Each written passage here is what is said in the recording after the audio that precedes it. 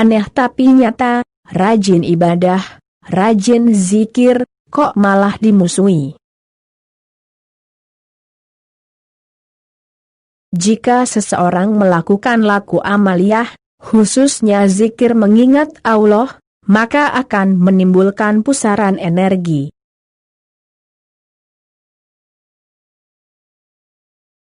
Pertama, pusaran energi itu hanya pada diri penzikirnya, makanya akan timbul efek, entah ketenangan batin, atau sebaliknya, jika orangnya, pertama banyak kerak dosa, dan kesalahan di dalam tubuhnya, akan terkikis.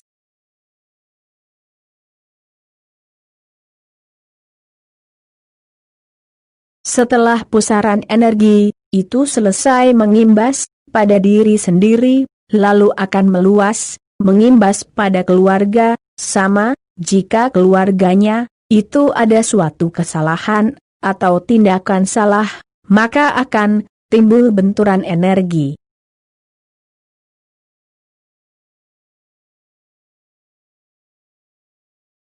Energi dari hal yang menuju Allah, dengan hal yang menuju iblis, bisa saja awalnya, suami istri yang asalnya rukun, bareng-bareng semangat berbuat salah, saling dukung, dalam perbuatan dosa, dan kelalaian.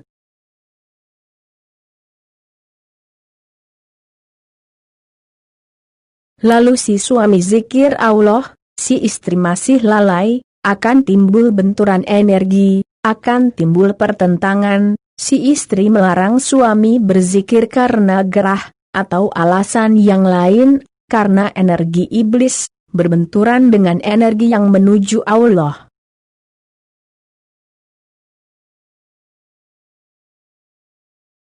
Setelah ke keluarga, akan imbas ke tetangga, sama seorang penzikir yang aktif, kok tetangganya masih lalai, akan dengan sendirinya dimusuhi tetangga.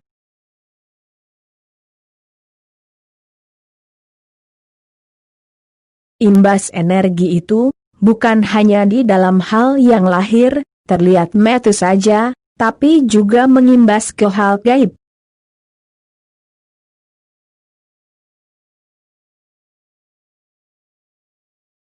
Jika diri ada jinnya, maka seorang penzikir pemula akan mengalami kejadian yang bertentangan, akan terjadi perang batin.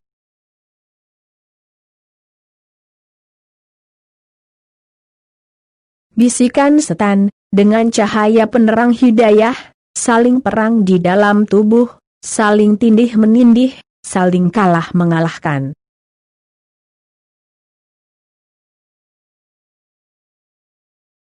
Jika seorang penzikir kuat beristiqomah, maka kekuatan gelap akan terusir dari tubuh, juga imbas itu kemudian meluas ke keluarga, jika istri, anak, bapak, ibu, dan di rumahnya penzikir itu banyak jinnya, maka akan terjadi benturan dahsyat di rumah itu.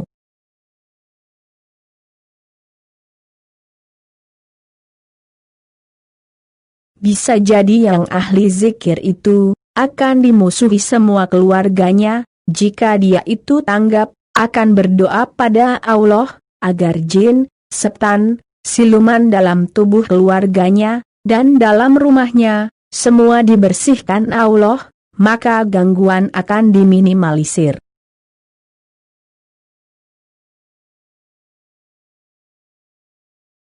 Setelah ke keluarga selesai, maka akan meluas ke desanya, jika di desa itu banyak terjadi kefasikan, kemaksiatan, dan setan dipuja, maka akan ada banyak jin, setan yang menyerang penzikir.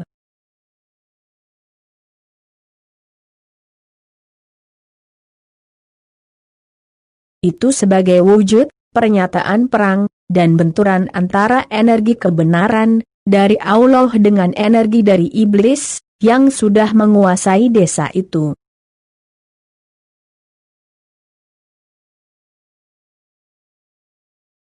Bukan hanya jin, setannya, semua orang di desa itu akan dengan sendirinya memusuhi orang yang berzikir itu.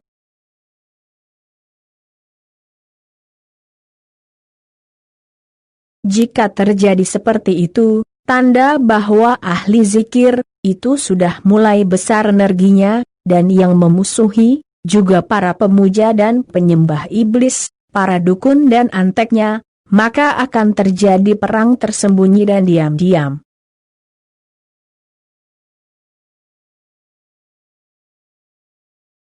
Jika orang yang menjalankan zikir itu makin istiqomah, energi jahat pun akan terhalau, dan kekuatan zikir akan makin meluas ke wilayah kecamatan, kabupaten, provinsi, pulau, dan terus meluas sampai ke luar negeri.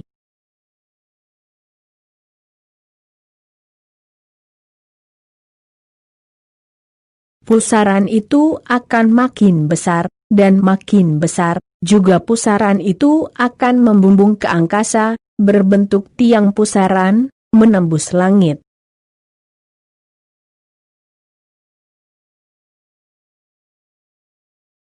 Makin istiqomah orang itu, makin membumbung tinggi, menembusi langit demi langit, sampai langit tertinggi, dalam bentuk pusaran energi, dalam bentuk cahaya.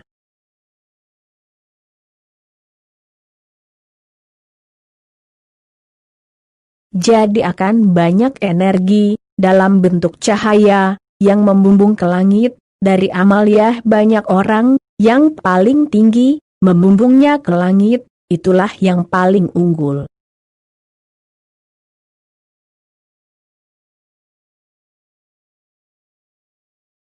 Tapi juga akan makin banyak yang memusuhi, bahkan iblis langsung akan turun tangan, untuk membendung energi zikir itu, agar tak menembus semua langit.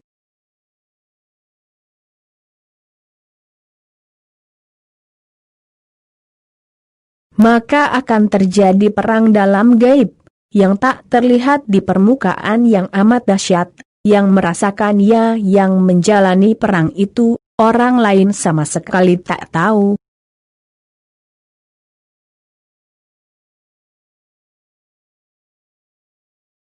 Energi zikir itu juga akhirnya meliputi bumi, dari seseorang yang tekun dalam istiqomah, jika sampai menembusi kutub, maka orang itu mendapat julukan wali kutub.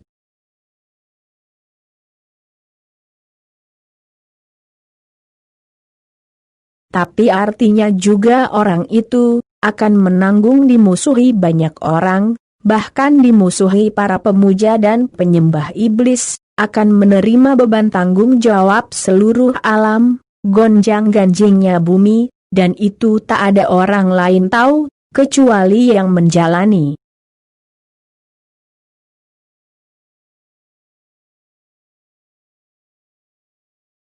Ketika energi zikir itu makin meluas, bahkan bukan hanya ke atas, tapi juga ke bawah, ke bumi selain bumi ini, maka akan makin meluas, juga imbas energi yang pusarannya meliputi segala penjuru tempat, sampai bumi 7 terlewati, dan langit 7 juga terlintasi.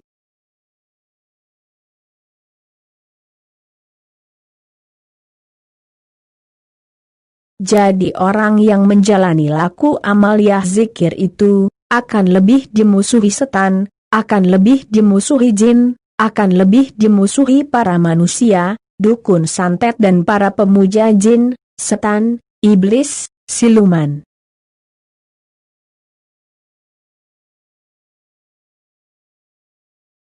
Tapi juga akan menjadi wakil-wakil Allah, menjadi wali-wali Allah di bumi, menjadi tonggak pakunya bumi.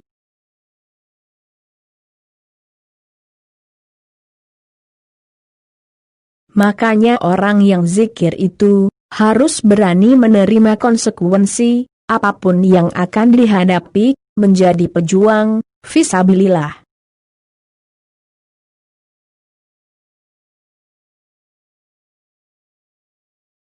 Terbunuh mati itu hal biasa, jadi harus teguh keyakinan, mati dalam iman, dan menjadi kekasih Allah, atau hanya menjadi orang biasa, yang tak jelas juntrungnya, itu harus diketahui dengan jelas.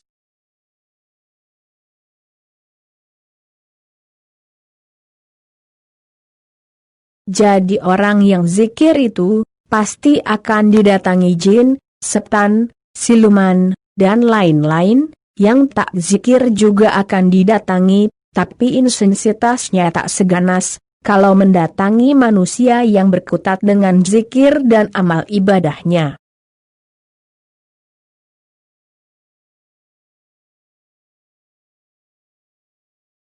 Jangan mengira kalau iblis itu menggoda manusia tanpa izin dari Allah. Iblis itu mendapat izin penuh dari Allah dalam menyesatkan dan membuat manusia itu diusahakan tergoda, dan itu atas kebijakan Allah.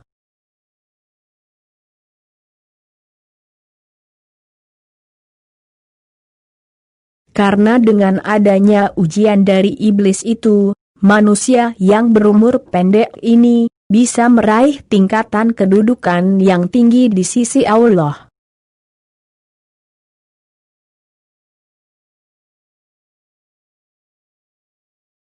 Jika tanpa adanya ujian dari iblis, maka manusia itu akan lama memperoleh tingkatan di sisi Allah, karena beratnya seseorang itu dalam menjalankan amaliyah dengan ikhlas.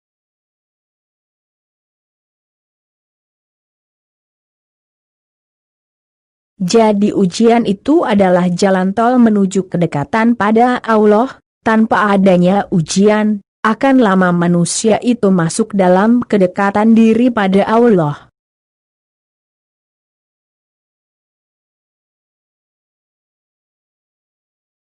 Makanya Allah itu beserta orang-orang yang sabar dan teguh dalam iman Islamnya, dan tak semua orang itu teguh, dan tak semua orang itu kuat, makanya tak semua orang itu menjadi wali atau kekasihnya Allah.